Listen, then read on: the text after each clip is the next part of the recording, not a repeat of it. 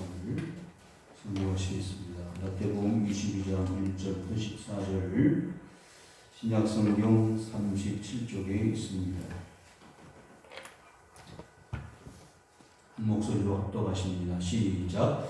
예수께서 다시 비유로 대답하여 이르시되 천국은 마치 자기 아들을 위하여 혼인잔치를 베푼 어떤 임금과 같으니 그 종들을 보내어 그 청한 사람을 혼인잔치에 오라 하였더니 오기를 싫어하거늘 다시 다른 종들을 보내며 이르되 청한 사람들에게 이르기를 내가午餐을 준비하되 나의 소와 모든 살찐 짐승을 잡고 모든 것을 갖추었으니 혼인잔치에 오소서 하라 하였더니 그들이 돌아오지도 않고 한 사람은 자기 밭으로 한 사람은 자기 사업하러 가고 그 남은 자들은 종들을 모욕하고 죽이니 임금이 노하여 군대를 보내어 그 살인한 자들을 진멸하고 그 동네를 불사르고 이에 종들에게 이르되 혼인잔치는 준비되었으나 청한 사람들은 합당하지 아니하니 내 거리 길에 가서 사람을 만나는 대로 혼인잔치에 청하여 오라 한데 종들이 길에 나와 악한 자나 선한 자나 만나는 대로 모두 데려오니 혼인잔치에 손님들이 가득하니라. 임금이 사람들을 틀로 들어올세 거기서 예복을 입지 아니한 사람을 보고 이르되 친구여 어찌하여 예복을 입지 않고 여기 들어왔느냐 하니 아무 말도 못하거늘 임금이 말하되 그 손발을 묶어 가까운 어두운 데에 내두라. 거기서 슬피 울며 이를 가게 되라 하니라. 청함을 받은 자는 많되 택함을 입은 자는 적으니라. 아멘.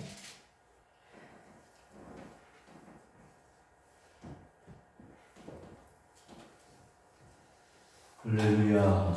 아멘. 전부터 우리들은 이 잔치 문화에 접하면서 살았습니다. 옆집에 잔치가 있다 그러면 보통 무슨 잔치를 말하죠? 결혼 잔치. 뭐 과거에는 뭐 회갑 잔치라든지 뭐 다른 잔치도 있지만 잔치하면은 보통 결혼, 혼인을 생각합니다. 결혼은 일생일대에 있어서 가장 큰 개인에게 큰 일이 아닐 수 없죠. 그래서 남자는 여자를 기다리고 여자는 남자를 기다리고 또 한 가정을 만들어서 행복하게 사는 조건이 결혼, 혼인이 되겠습니다.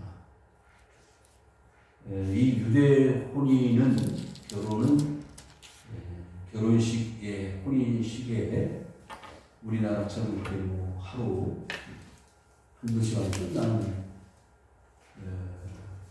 것이 아니라 일주일씩 열흘씩 이렇게 혼인을 하기 위해서 시간을 들이고 또 재정도 많이 쓰고 한다고 합니다. 요한복음 2장에 보시면 예수님께서 그 혼인잔치에 초청을 받아서 가셨잖아요. 그런데 뭐가 떨어졌죠? 포도주가 떨어졌습니다. 그래서 그 사실을 예수님의 어머니였던 마리아가 알고 포도주가 떨어졌다. 그 사실을 예수님께 이야기했더니 그 포도주에 떨어진 것하고 나하고 무슨 상관입니까? 말씀하시면서 종들에게 말하죠. 뭐라고요? 저 결례에 사용되어지는 돌 항아리가 6개가 있었는데 그 항아리에다가 물을 하나 채우라 그랬습니다. 그래서 채웠더니 그 물을 떠다가 연회장에게 주라 그랬어요. 연회장은 그 혼인 잔치를 책임지는 책임자입니다. 그래서 분발하지 않고 종들이 그 돌항아리에 들어있는 물을 떠다가 주었는데 그것을 받아 마신 연회장은 깜짝 놀라는 것입니다. 처음에 혼인잔치를 하게 되면 좋은 포도주를 주고 나중에는 나쁜 포도주를 주는 게 보통 풍습인데 관습인데 이 집은 어떻게 되는지 처음에는 나쁜 것을 주고 나중에 좋은 것을 주는 이런 일이 어디 있느냐. 그러면서 이 포도주가 어디서 나왔냐고 물어보잖아요. 그 포도주는 사실 뭐였죠? 별내 항아리에 들어있었던 물이었습니다. 그래서 그 혼인잔치가 별 어려움 없이 무사히 잘 끝났다는 그런 사실이죠. 이처럼 이 성경의 혼인잔치에 관한 내용들이 여러 차례 신구약 말씀을 통해서 나타나 있는데 마지막 예수님께서 이제 이 땅에 재림주로 오시는데 그때 그 재림주로 오시는 예수님의 모습을 뭐라고 설명했느냐 하면 뭘로 오신다고 그러죠? 신랑으로 오신다고 했어요. 그러면 신부는 누구냐? 이 세상에서 주님의 오심을 기다리고 있는 성도들을 신부라 그랬습니다. 마태복음 25장에 보니까 거기 어리석은 5처녀가 나오고 지혜로운 5처녀가 나오지. 지혜로운 5처녀는 기름도 준비하고 등도 함께 준비하여 신랑이 올 시간을 기다리고 있는데 어리석은 5처녀는 뭐예요? 등은 준비했지만 기름은 준비하지 못했습니다. 나중에 가서 신랑이 올 때 가서 기름을 준비하면 되겠다 생각을 하고 게으르고 나태하여 보통 신랑이 올 때에 밤중에 오는 경우가 많이 있다고 합니다. 그래서 앞에 미리 예고하면서 신랑이 온다 그러면은 그때 준비되어진 신부는 준비를 하고 있다가 신랑은 마저 준비하는데 이 어리석은 5처녀는 들러리죠. 한마디로 들러리에 오러서 신부에게 부탁을 받고 그 신랑 맞을 준비를 하는데 그때 가서 기름을 준비하려고 하니까 준비가 안 되는 거지.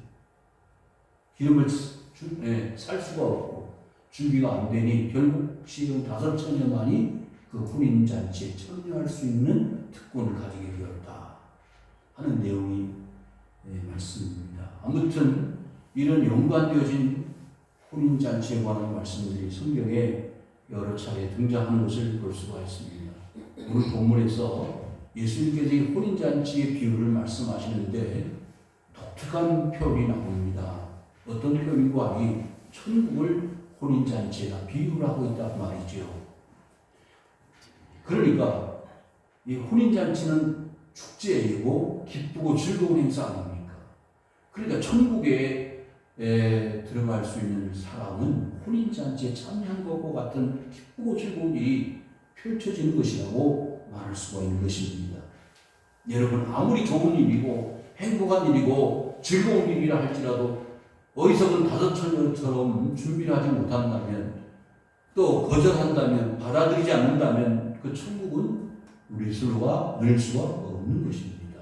마치 자기 아들을 위하여 혼인잔치를 베푼 뭐와 같다고요? 어떤 임금과 같다.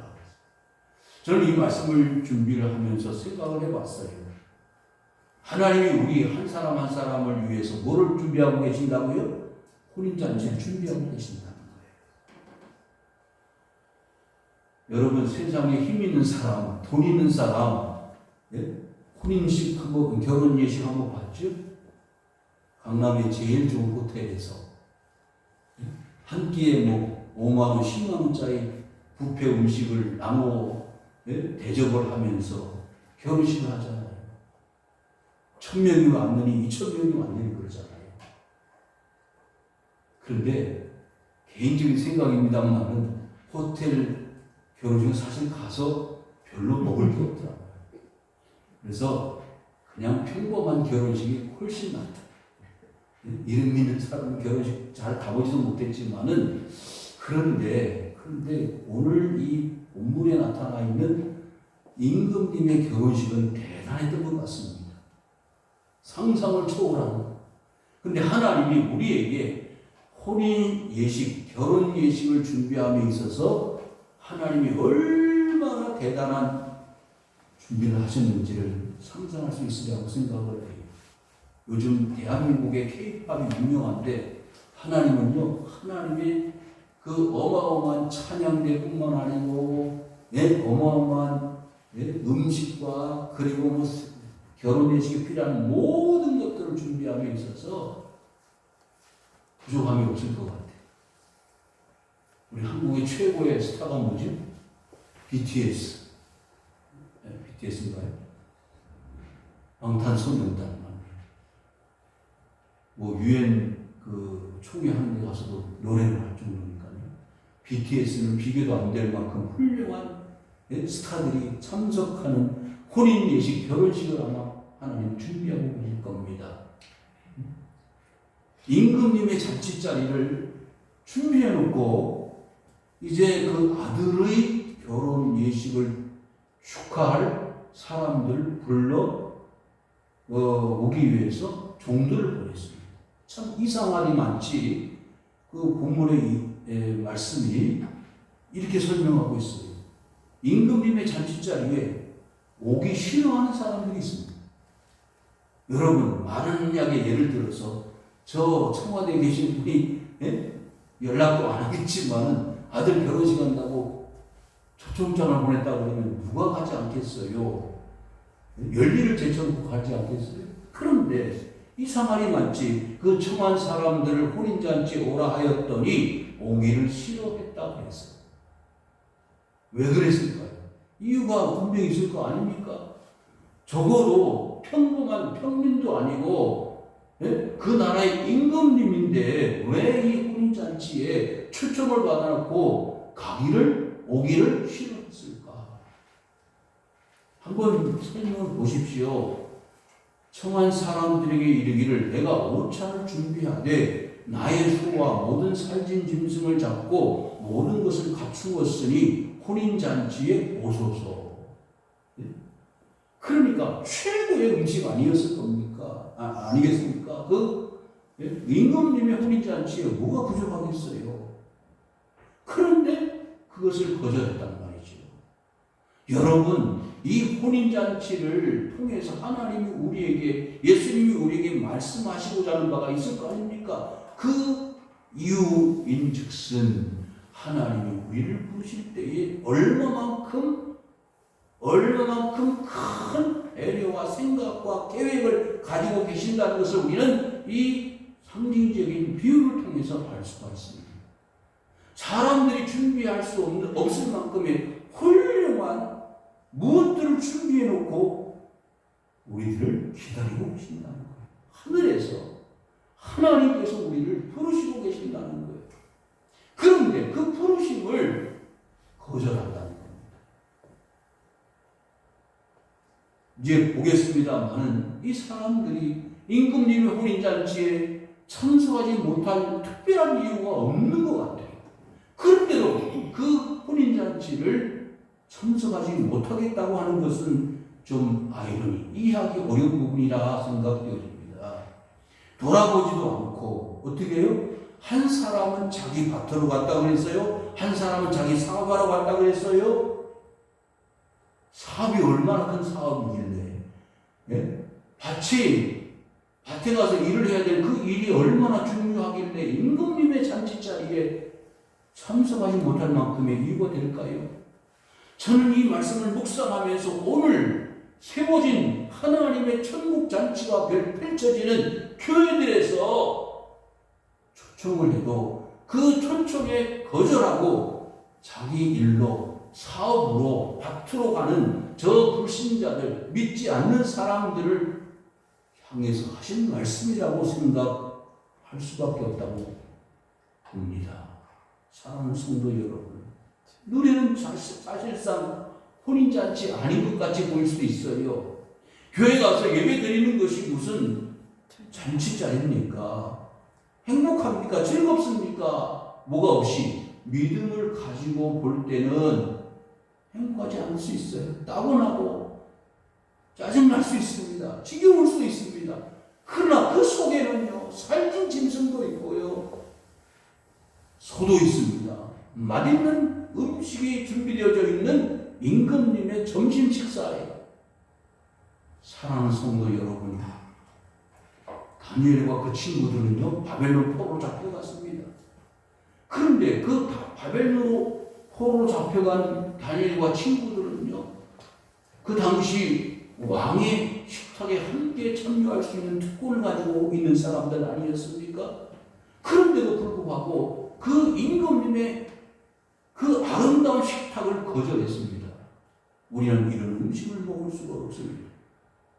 왜요? 그 왕의 식탁에 제공되어진 음식들이 하나같이 다 우상 제물들이었다 그 말이에요.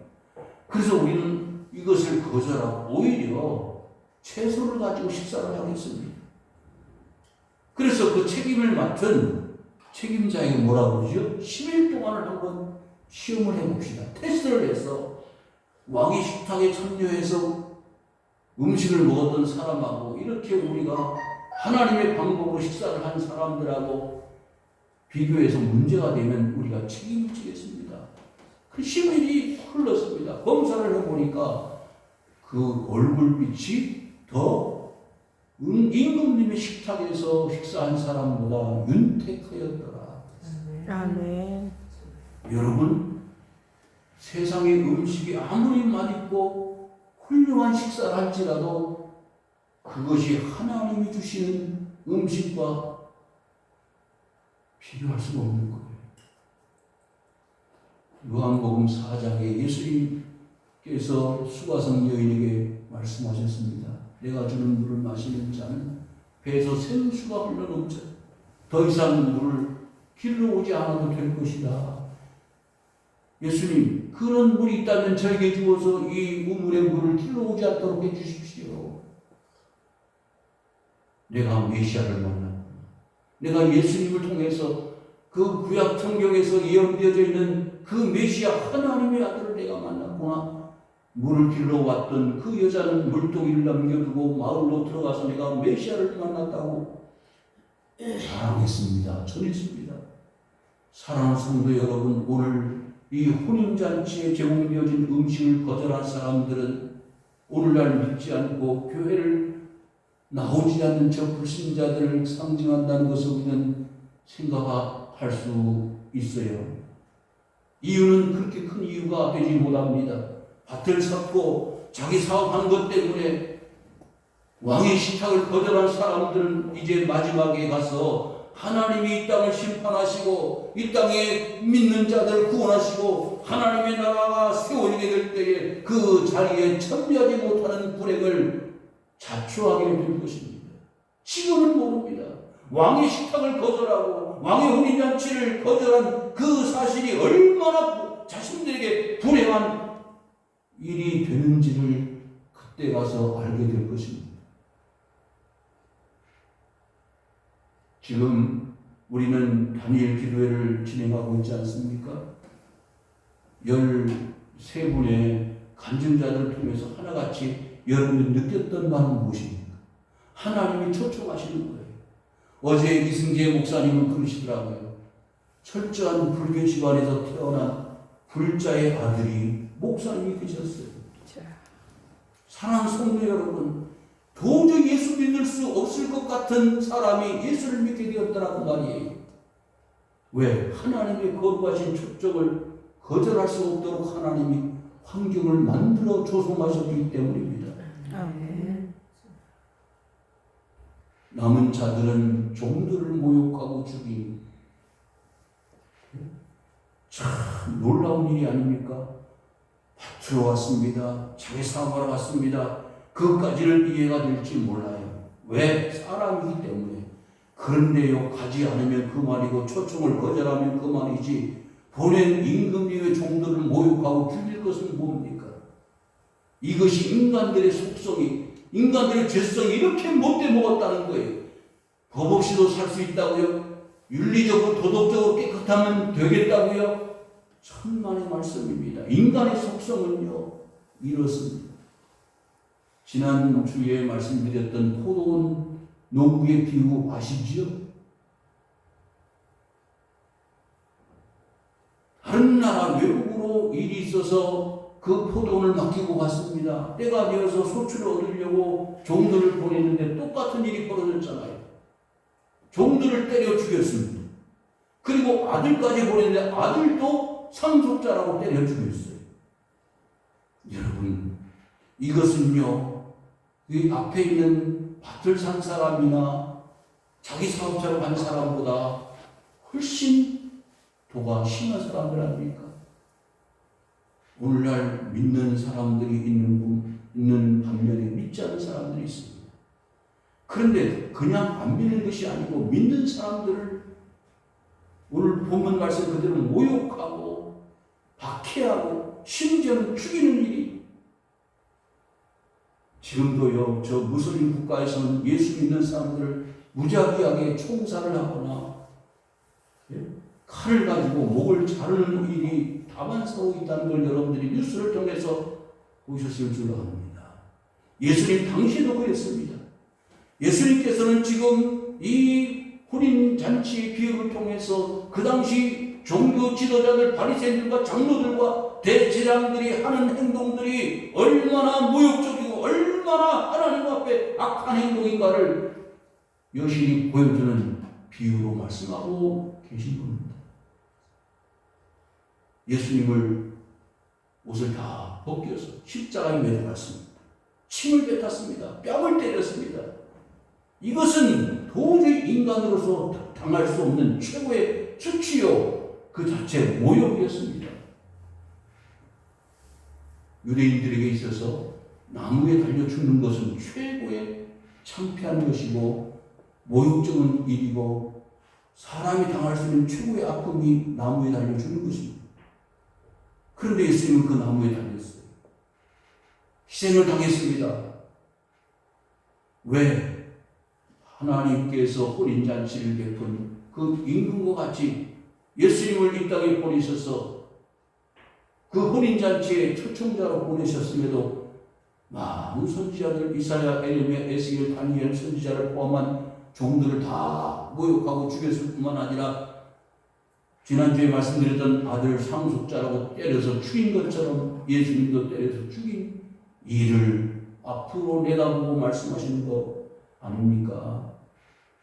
결과는 뭡니까? 7절에 임금이 노하여 군대를 보내어 그 살인한 자들을 진멸하고 동네를 불살랐다. 이 일이 실제로 있었습니다. AD 70년에 예수님을 못 박아 죽였던 유대인들을요, 로마의 티투스 장군이 군대를 몰고 와서 예루살렘을 불사르고 많은 유대인들을 다 죽였습니다. 역사적인 사건이에요. 여러분, 하나님의 말씀은 그대로 이루어집니다. 신약성경 마태복음 22장에 이 기록되어진 사실이 AD 70년에 실제로 이런 일이 일어났다는 말입니다. 그러면서 이렇게 말씀합니다. 종들에게 이르되 혼인잔치는 준비되었으나 청한 사람들은 합당하지 아니하다. 여러분, 인간의 스스로 노력으로 수련으로 돌을 닦아서 구원받을 수 있는 사람은 세상에 한 사람도 없습니다. 의인은 없나니 하나도 없다. 모든 사람들이 죄를 범하였음에 의에 이르지 못한다. 그래서 임금님이 명을 내려서 다시 종들을 보냈습니다. 네거리 길에 가서 사람을 만나는 대로 혼인잔치에 청하여 오라. 여러분, 지난주에 말씀드렸던 포도원 농부의 비유에서도 계속해서 종들을 보냈잖아요. 여러분, 하나님의 자녀들을 혼인잔치에 주인공으로 세워놓고 그 혼인잔치에 축하객들을 불러 모으는데 얼마나 대단하십니까? 하나님이 영광을 받으실 뿐만 아니라 그 혼인잔치의 주인공 되는 그 아들을 위해서 얼마나 애를 쓰시고 있다는 것을 우리는 가히 짐작할 수 있지 않아요? 그래서 아무나 네거리 사거리에 가서 로타리에 가서 사람을 만나는 대로 누구든지 데리고 가요. 초청장이 없어도 좋고 자격이 있어도 없어도 아무 상관이 없다. 종들이 길에 나가 악한 자나 선한 자나 만나는 대로 모두 데려오니 혼인잔치에 손님들이 가득한지라.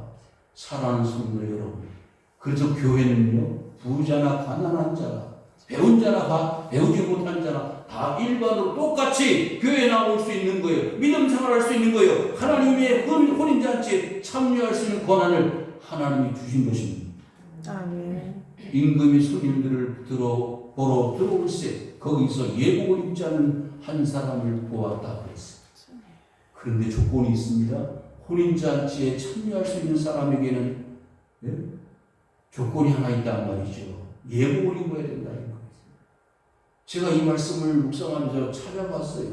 별도로 예복이 있었나? 혼인잔치에 참석하려면 예복이 있었나를 찾아보니까 산뜻하게 명쾌하게 답이 없어요. 주석이 나와 있지 않는 것 같아요. 여러분, 예수님 당시에 그 생활상이 얼마나 비난했는지 가난했는지 알 수 있는 것이, 여러분, 그 유대인들이 입고 있었던 겉옷은요, 이불이에요. 이불도 되고 옷도 되고. 그런데 따로 결혼식에 가려고 예복이 따로 있었다? 생각이 어렵습니다. 아무튼 이 예복이라는 것은 그 비유를 통해서 하나님이 예수님을 통해서 말씀하시려고 하는 것은 천국에 들어가려면 뭐가 있어야 된다? 믿음이 있어야 한다. 아멘. 그 사실을 믿음을 이야기하는 듣는 청중들이 이해를 못하니까 믿음이 없으면 천국 못 간다. 그럼 예복을 있어야 혼인잔치에 참여하는 것처럼 예복을 입어야 된다는 것을 그렇게 표현을 했을 것이다 라고 본 것입니다. 그런데 그 이유는 즉슨 예복을 입지 않으면 그 혼인잔치에 들어갈 수 없다는 거예요. 그래서 예복을 입지 않았다고 책망하는 임금님 앞에 그 예복 입지 않은 사람 뭐라고요? 유구무이였습니다. 아무 말도 못했다. 교회를 다녀도요, 믿음이 없으면 아무 소용이 없습니다. 10년을 교회 다녀도 20년을 다녀도 그게 조건이 안 되고 경력이 아닙니다. 믿음이 없으면 혼인잔치에 참석하지 못하는 겁니다. 하늘나라 갈 수가 없는 거예요. 그래서 요한복음 3장에 보니까 니고데모가 밤중에 예수님 찾아왔어요. 어떻게 하면 천국을 볼 수 있겠습니까? 그랬더니 예수님 뭐라고 하셨죠? 물과 성령으로 나야 된다. 제가 나이가 몇인데 다시 태어납니까? 거듭나야 한다는 예수님의 말씀을 이해를 하지 못하는 거예요. 그래서 예수님 뭐라고 했어요? 땅에 있는 것을 너한테 이야기해도 알지 못하는데 너 바람이 어디서 불어와서 어디로 가는지 아느냐? 모릅니다. 그러면 하늘에 있는 것을 이야기하면 알겠느냐? 그래서 물과 성령으로 나지 않으면, 물과 성령이라는 것은 죄와 관계가 됩니다. 죄를 깨닫고 회개하고 믿어야 어디를 천국을 볼 수 있다. 그런 뜻이 아닙니까? 그러니까 이 사람이 혼인잔치에 천국에 들어갈 수 없다는 것은 믿음이 없었기 때문에 들어갈 수가 없다는 것을 비유로 예수님께서 말씀하신 것입니다. 그러면 예복을 입지 않은 믿음이 없는 사람은 혼인잔치에 참여할 수 없다면 13절 어떻게 됩니까? 라고 묻는다면 예수님이 이렇게 말씀하셨습니다. 손발을 묶고 바깥 어두운 데 내던져라. 거기서 슬피 울며 이를 갈겠더리라. 여러분 돌아가셔서 인터넷에 유튜브라든지 인터넷에 천국, 지옥 간증자들이 여러 분 있습니다. 그런데 보면 하나같이 공통점이 있습니다.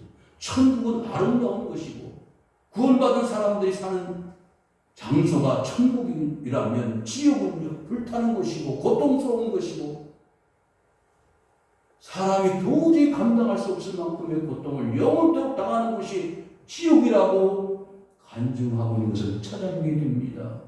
슬피 울며 이를 가는데 슬피 울며 이를 가는 것이 1년, 10년, 100년 아니라 영원토록 계속되는 것입니다. 누가복음 11장에 아브라함이 품에 안겼던 거지가 있었잖아요. 나사로 아닙니까? 부자는 어디에? 지옥에 떨어졌어요. 그 지옥에서 누구를 보았어요? 아브라함 품에 안긴 나사로를 보았습니다. 이게 비극이라는 거예요. 예수 안 믿었다가 어디로 지옥으로 떨어지면은 그런 고통을 영원히 당한다는 거예요. 그래서 슬피 울며 이를 가는데 그것이 영원토록 계속되어지는 것을 경험하게 될 것이다. 내가 괜히 싹싹하고 사업장으로 내가 괜히 그 임금님의 혼인잔치를 거절했다가 이렇게 망하는 인생 되었구나. 후회를 아무리 해도 소용이 없다는 거예요. 사랑하는 성도 여러분, 지금 이 시간에 저 밖에 있는 사람들, 불신자들에게 주어질 하나님의 심판이 있다는 거예요. 어떻게 할까요? 우리 형제들 중에, 우리의 식구들 중에, 우리 이웃들 중에 그런 대상들이 있다면 얼마나 기가 막힌 일입니까? 그래서 거룩한 임금님의 혼인잔치를 초청하려면 우리는 힘을 써야 되는, 노력을 해야 되는 거예요.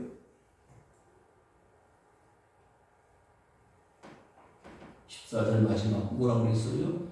청함을 받은 자는 많되 택함을 입은 자는 적으니라. 임금님의 잔치자리에 몇 명 와야 될까요? 몇천 명? 몇만 명? 아무리 초청을 하려고 해도 밭을 사고 사업차로 거들떠 보지도 않고 본의 종들을 모욕하고 죽이는 이런 인간들이 어떻게 임금님의 잔치자리에 참여하겠습니까? 사랑하는 성도 여러분, 오늘날 교회들이 얼마나 어려움을 겪고 고난을 당하고 있습니다. 교회를 핍박하고 욕하고 모욕하는 불신자들은요, 그에 따른 하나님의 심판이 있게 될 것입니다. 아무리 힘들고 어려워도 믿음을 가지고 살면 임금님의 혼인잔치에 참여한 거룩한 하나님의 백성들이 되는 것입니다. 하나님은 그것을 여러분들에게 오늘 말씀하시고 싶으신 것입니다.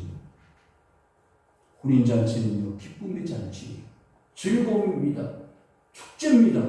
그러나 그것을 거절하면 이를 갈며 슬피 우는 지옥의 고통이 있을 것입니다. 사랑하는 성도 여러분, 올 한 해 동안 우리는 뭘 하며 살았습니까? 이 혼인잔치의 종들과 같이 내 거리에 나가서 아무라도 한 사람 한 사람 불러 혼인잔치 자리를 채울 수 있는 하나님의 사람이 되어야 하지 않겠습니까? 내가 전하지 않으면 그 사람은 바깥 어두운 데 던져져서 슬피 울며 이를 갈게 된다는 이 거룩한 경고를 우리가 받아들이고, 하나님, 내가 이런 종의 신분으로서 하나님의 명령을 받은 자로서 다 하지 못한 사명을 깨닫게 하시고 마지막까지 주님의 명령 감당하다가 하나님 앞에 갈 수 있는 자들 되게 하여 주옵소서. 주님 앞에 믿음으로 나가시는 성도님들이 되시기를 주님의 이름으로 축원을 드립니다.